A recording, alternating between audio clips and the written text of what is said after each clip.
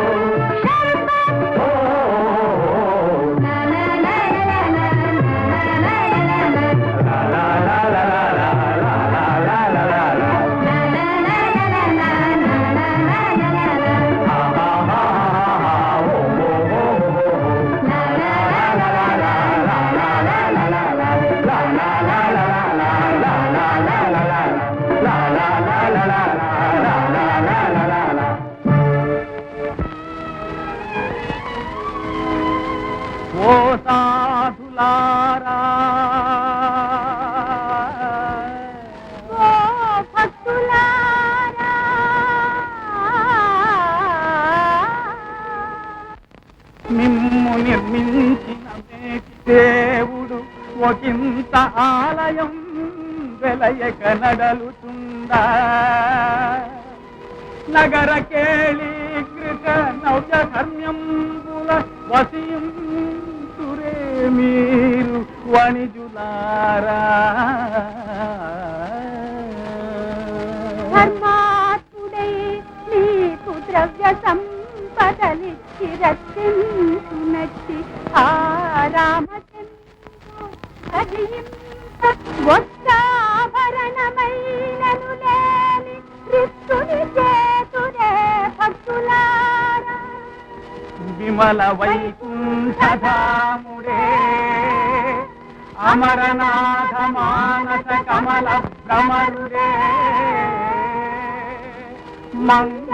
మంగళకరనాముడే జుమణి తులాభిసోముడే అకటకట అకటకట నీ మదియతుల కరుగదాయే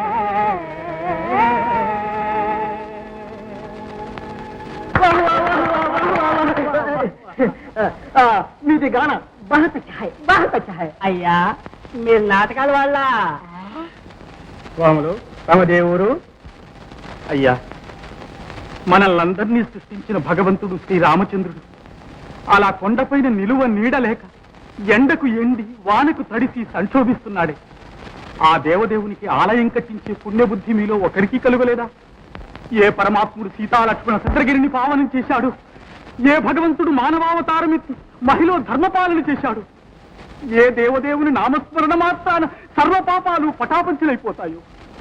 ఏ సర్వేశ్వరుడి సేవ వల్ల సర్వాభీష్టాలు సిద్ధించి కైవల్య ప్రాప్తి లభిస్తుందో?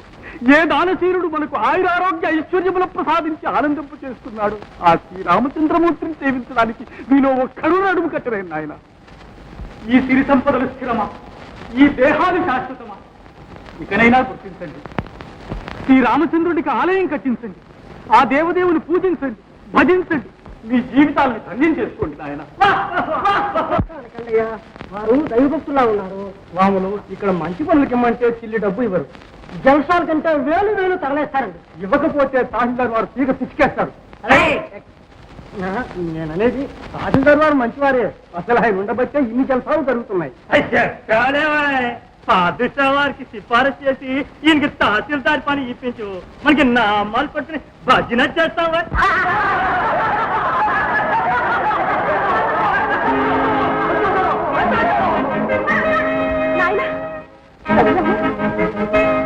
శాస్త్రి గారు, ఇదేమిటి శాస్త్రి గారు, తాము గోలుకొండకు వెళ్ళలేదా? లేదు నాయన, మంచి రోజు చూసుకుని బయలుదేరదామని అనుకుంటూ ఉండగానే మీరు గోల్కొండ సంస్థానం నుంచి వచ్చారు. మీతో ఏదో అవసరమైన పని ఉందంటే నేనే వెంట పెట్టుకుని తీసుకుని వచ్చాను. పాదుషా వారు స్వయంగా ఈ ఫర్మానాన్ని మీకే అందజేయమన్నారు. పాదుషా వారి ఫర్మానా ఏమిటది? చదవండి.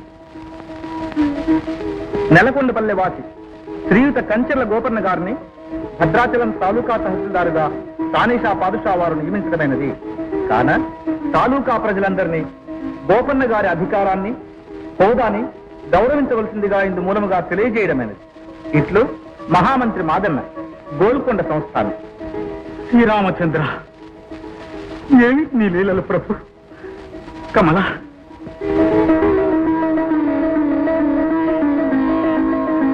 ఇది శ్రీరామాజ్ఞగా భావించండి. అవునాయి, ఆ శ్రీరామచంద్రుడే పాదుషా వారి హృదయంలో ఈ సంకల్పాన్ని కలిగిస్తుంటారు. తప్పకుండా అంగీకరిస్తున్నాయన. తహసీల్దార్ సాహబ్ కో సలాం కరో. సర్కార్, కొంప మునిగిపోయింది, కొంప మునిగిపోయింది.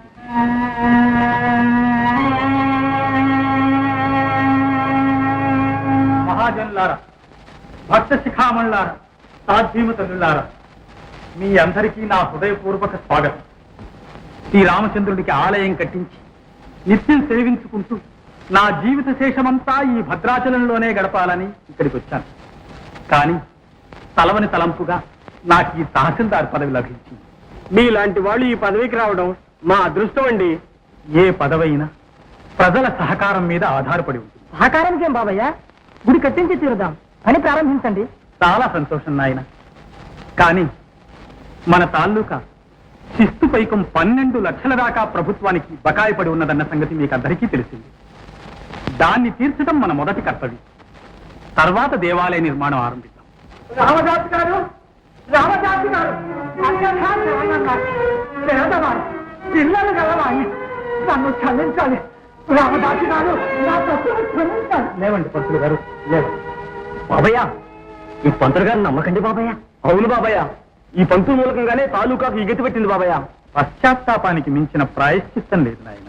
ఆహాహా, శ్రీరాముని దయ, వేదాంతాన్నంతా ఒక్క ముక్కలో ఇమిచి చెప్పారండి. ఈ రోజుతో నా జీవితం నిజంగా ధన్యమైపోయింది. ఇక శ్రీరాముని సేవయే కాక శ్రీరామ దాసు గారికి దాసాను దాసున్నాయి సేవ చేసుకుంటూ ఇక్కడే పడి ఉంటాను. అనుగ్రహించండి. అంత మాట అనకండి పంతులు గారు. మనం అందరము కలిసి ఆ శ్రీరామచంద్రుని సేవిద్దాం. అయ్యా, సాధ్యమైనంత త్వరలో శిస్తు పైకం చెల్లించండి. వెంటనే ఆలయ నిర్మాణం ఆరంభిద్దాం.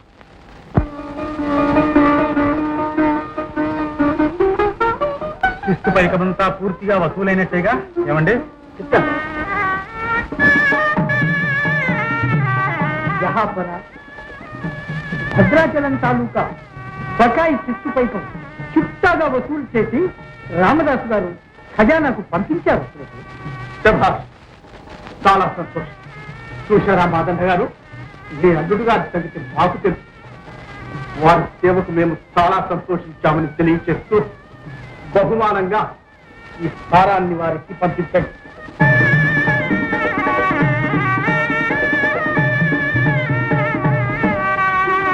ఈ బహుమానం నాకు కాదు, శిస్తు పైకాన్నంతా క్లుప్తాగా చెల్లించిన మీ అందరి తరఫున దీన్ని శ్రీ రామచంద్రమూర్తికి తులు కానుకగా సమర్పిస్తున్నా. మేము ఈ ఊరికి ప్రయాణమై వస్తూ దారిలో దేవాలయ నిర్మాణానికై వసూలు చేసిన సందా మొత్తమంతా ఇందులో. కమల, ఏది?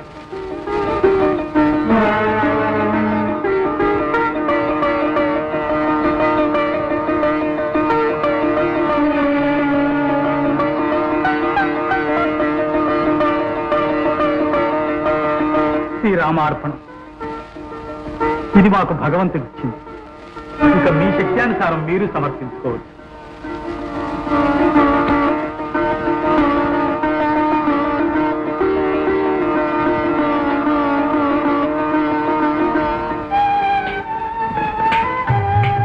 భగవంతుని దయ వల్ల వర్షాలు కురిసినాయి, పంటలు పండున్నాయి. దేవాలయం నిర్మించుటకు రైతులంతా సంతోషంతో సమర్పించుకుంటున్నారు. కానీ ఈ సంవత్సరం శిస్తుపైకి కూడా చెల్లించమంటే మాత్రం కష్టం అవుతుంది. అవును బాబయ్య, ఈ సంవత్సరం శిస్తుపైకి ఎలాగైనా రద్దు చేయించాలి. ఆ విషయమే మీరు భయపడకండి. ఈ సంవత్సరం శిస్తు పైకంతో శ్రీ రామచంద్రమూర్తికి దేవాలయం కట్టించడానికి అనుజ్ఞ ఇవ్వవలసిందిగా ప్రభువుల వారికి వినతి పత్రాన్ని నేను ఇదివరకే తయారు చేసి ఉంచాను. దీన్ని ఈ రోజే వారి సన్నిధికి పంపించే ఏర్పాటు చేస్తాను. దాన్ని ఈ భక్త పరమాణువే ఆ పాదుషా వారి సన్నిధికి చేరుస్తాడు. కాదనకండి రామదాసు గారు, దైవ కార్యానికి ఇచ్చుకోవడానికి చేతిలో చిల్లి గవ్వలేదు, కానీ చెయ్యడానికి ఇంకా చేతిలో శక్తి ఉంది. ఈ కాస్త పుణ్యం నాకే దక్కనివ్వండి. చాలా సంతోషం పంతులు గారు. కానీ దూర ప్రయాణం ప్రయాసతో కూడుకున్న పని. తమకు అంత శ్రమ కలిగి చేయటం. రామ రామ రామ, ఆ మాట అనకండి. శ్రీ సీతారామ లక్ష్మణ భరత శత్రుఘ్న సేవ కన్నా ఈ జీవితానికి నాకు కావలసిందేముంది? అనుజ్ఞ ఇవ్వండి, తక్షణం బయలుదేరి వెళ్తాను. దయచేయండి. అలాగే కానివ్వండి. రామ రామ రామ.